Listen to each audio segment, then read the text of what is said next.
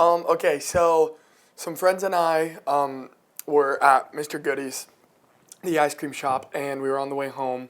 I was driving, and my friend was in passenger seat and back seat, and basically this truck started like following our car.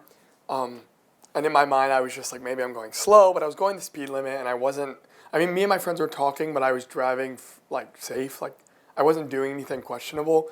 Um, and he kept like tailing me, so I would just kind of get away, like speed forward a little, and we were in like a pretty deep conversation. So after a while, I was more focused on the conversation than the truck. But we got off of an exit, and I had like forgotten about the truck. But as we were pulling off the exit, the truck like got right up on us, and so I like really like shot forward, was like, okay, I'm just gonna give this truck a lot of clearance to like just go. And so I shut off, and we got off on like another highway, and I just kind of got over in another lane so that the truck could go past me. And I thought, in my mind, I was just like, okay, it's gone. And so we kept on talking, but we were like a few minutes away from Liberty. But I kind of stopped thinking about the truck like altogether. I was like, there's no way they're following us anymore. But then I pulled off onto like basically the north, like the Tilly, the Subco lot, and I pulled into like that little parking lot over there, and it was pretty late at night, so there weren't a lot of cars in the lot, and no one else was like really pulling in, like how you go in there in the middle of the day and there's like cars everywhere. It wasn't really like that. But I pulled in, and then right behind me, like my friend was about to get out of the car, and like 15 seconds go by, and then the huge truck just pulls right behind us, and we're like, okay, that's weird. And I like told my friend, I was like, wait, shut the door, like, and I remember I even said like, I feel unsafe, just because the way that the truck was like pulling up behind us. I was like, something's not right. And I thought maybe it's just like a weird coincidence and they need to go around us. So I was like kind of in the middle of like in the street, I was kind of in the middle. So I pulled over to the side of the parking lot and put on my hazards so that they could go around me. And instead of going around me, the truck just pulled like right behind me and then put on their hazards. And I was like, oh my gosh, what's happening? And I rolled down my window, and I was like, maybe like they need to tell me something, or I don't know. I didn't really know what it was. But I rolled down my window to see if they were saying something. And I rolled down my window, and we just heard someone shout, let me see your hands. And I was like, what? Am I like getting arrested right now? Like I thought it might have been like the police or something. I was like, maybe I did something wrong, or I don't know. I really didn't know what it was, but it was a big white truck. And I was like, okay, if it's the police, I feel like they should have let me know that it was the police by now, like put on some sirens or shown a badge or something. But they didn't. And I just like got a really weird feeling. I was like, this is not, you just like, my heart like knew something wasn't right. So I just like slammed on the gas and started like weaving through the parking lot, and the truck started following us, and we were literally like going in like between the cars, like with the truck following me. And I was like, I told my friend Caleb, who was in the passenger seat, I was like, call the police. And I remember he was like, I'm calling LUPD. And he was like, do I call the emergency services or the non-emergency services? So I call the emergency services. And so he did. And so he was on the phone with them kind of the rest of the, like while this was happening, he was on the phone with them. But the man was still following us. And finally I pulled in between these two cars that the big truck couldn't fit through. And that kind of made him mad, because then he had to stop and like reverse and go somewhere else, like go around a different way. So we kind of lost him for a second. Like I got a good head start on him, and I whipped like in front of the gym, like where you go into the gym, so around the building. And there was people coming out of the gym, and in my mind I was just like, I need to get other people like involved so that someone knows that this is happening, so someone can get help. So Caleb's still on the phone with LUPD. I roll down my window, and there's people coming out of the gym, and I start shouting like something along the lines of like, hey, someone's following us. There's a truck following us.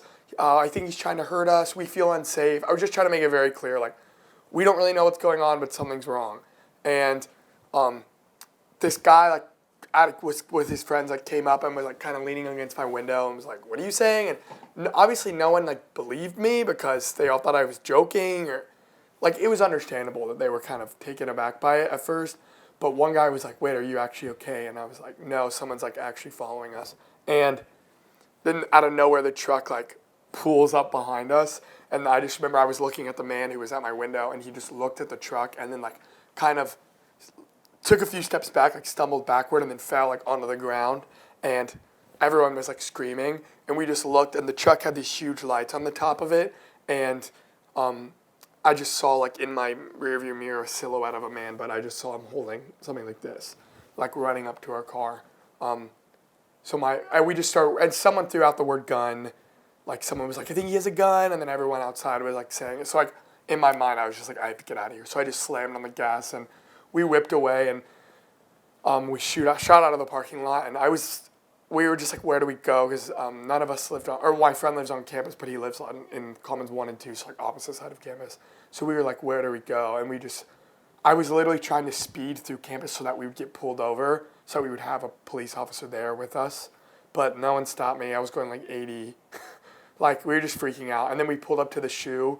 None of us live in the shoe, and we just left my car like literally doors open, hazards on. We just ran inside and we're like banging on the doors because we didn't know if he was still following us or not. And someone let us in, and we just like ran and went to a random floor and hid on in one of the common rooms. But the police said like, we have him. On the phone they were like, we stopped him, like LUPD are walking up to the truck now, and they like kept us updated. But then they weirdly were just like, have a good night.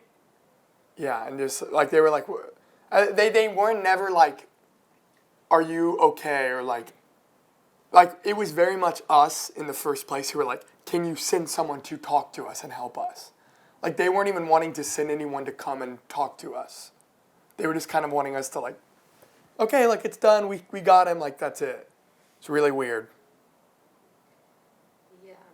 Okay. So we were gonna ask. What were the other ones we were gonna ask? What do I wish they had done differently? What do you wish they would have done differently? Well, number one, like I said, I think it should have been a no-brainer that someone should have come and helped. Like an LUPD officer should have been sent to us right away.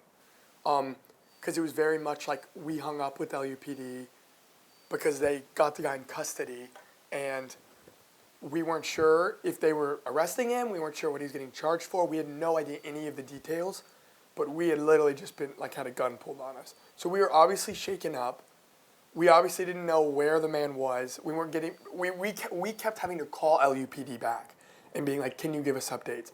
And they just kept being like, "No, we can't give you any updates. We can't tell you if he's arrested. We can't tell you if he had a gun. We can't tell you any of these things." And in our minds, we're like, it is your job to keep us safe, and we feel unsafe until you give us more information about this guy.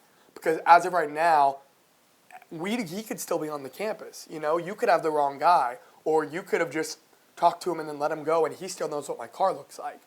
You know, so until you like affirm us in the fact that he has been arrested and is going to be disciplined for this, I don't feel safe on your campus where it's your job to make me feel safe. So I don't think it's very fair for us to have to do all the work to reach out to you, and we were literally given bare minimum information. And then one woman was like starting to get an attitude with us, and we were like, "Ma'am, we were just held like literally with a gun to my car. Like, we're obviously shaken, and this is your job. You need to be comforting us. Like, you need to send someone." And she was like, "Well, do you want someone to come?" We were like, "Yeah, we want someone to come and talk to us. Like, we don't feel comfortable. We don't feel safe." And then she was like, "Well, right now the best I can do is send you a witness report to fill out." And we were like, "We're not witnesses. Like, we didn't just watch this happen. Like, we are victims. The gun was held to us, to my car. Like, we need more than just, oh yeah, we saw it." Like, she was like it felt like she was trying to like gaslight us. She was like, at one point she was like, are you sure there was a gun?" And we were like, I mean, we saw a silhouette of him holding something. We heard the word gun. We're going to say it's a gun based on those context clues. But like, unless you're saying, no, he didn't have a gun, is that what you're saying? And she was like, oh no, yeah, he had a gun. We're just making sure you guys saw it. And I was like, what? Like, what is this? And then it was like very much like, I feel like with the circumstances, the whole school should have gone in lockdown, at least north. Something should have happened more than it did. Because come to find out, we found out he had 2 guns in his car. And he was extremely high and extremely drunk. So the man ended up being arrested. We ended up getting LUPD to cooperate with us. But then we were in their station till like 1:30, filling out these reports. There's one officer, I wish I remember his name, who was like super helpful.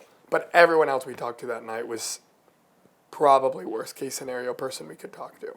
And it was the man who ended up being sent to talk to us. So it was cool because we were like scared that the person who came was going to be very much like the woman on the phone. And it was going to be like very, I don't know, hard to work with them. But I don't know. We're now waiting to go to court. The man's going to be charged with felonies. So we're going to have to go and testify against him. And that's the next step.